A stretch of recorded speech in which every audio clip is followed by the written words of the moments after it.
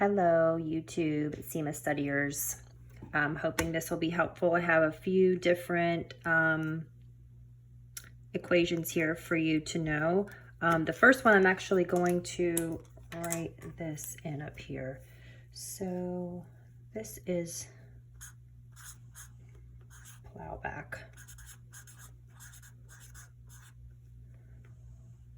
Okay, so what I wanted to see here, okay.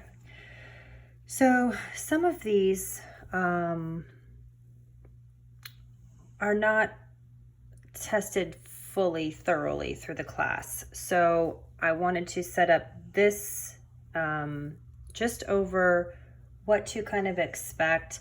You do need to know this. So the plowback ratio, there's a few things that you need to do. So basically all four of these calculations fall under this, okay?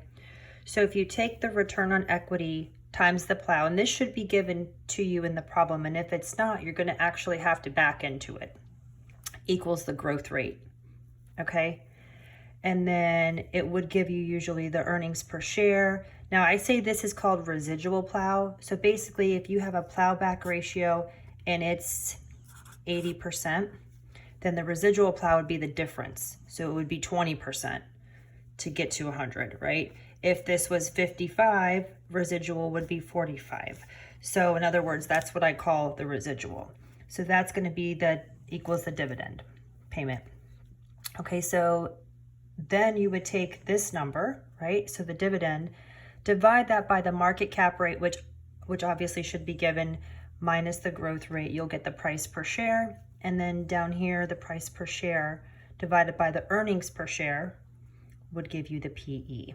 So very important for you to know. Definitely get an example. Make sure that you understand how to do all of this. It's very important. Okay, replacement cost per share. So the Tobins Q is definitely an equation that isn't really hit on the formula sheet. However, it is on, it's something to be tested on. So if you look here though, the Tobins Q, so we have a market share price divided by the replacement cost per share. And then obviously if it's greater than 1, it's overvalued, less than 1, it's undervalued. But if you look here, the replacement cost per share is actually this equation. So what I want you to see is the replacement cost minus any liabilities divided by common shares outstanding would, give you the replacement cost per share, which you would then be able to use in this formula. So I advise you to know both and how to calculate this in order to use this formula.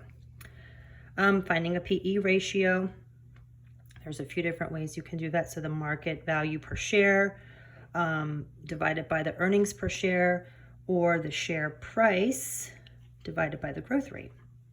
So again, it just depends on what they actually give you in the question. So mean variance optimization, these are the three things that actually go into it. So there's just standard deviation and variance, which is risk, minimum return, correlation. So these are all things that are definitely important, definitely will be tested on. So if you have any questions, drop them below in the comments and I'll try to answer those as I can. Thank you.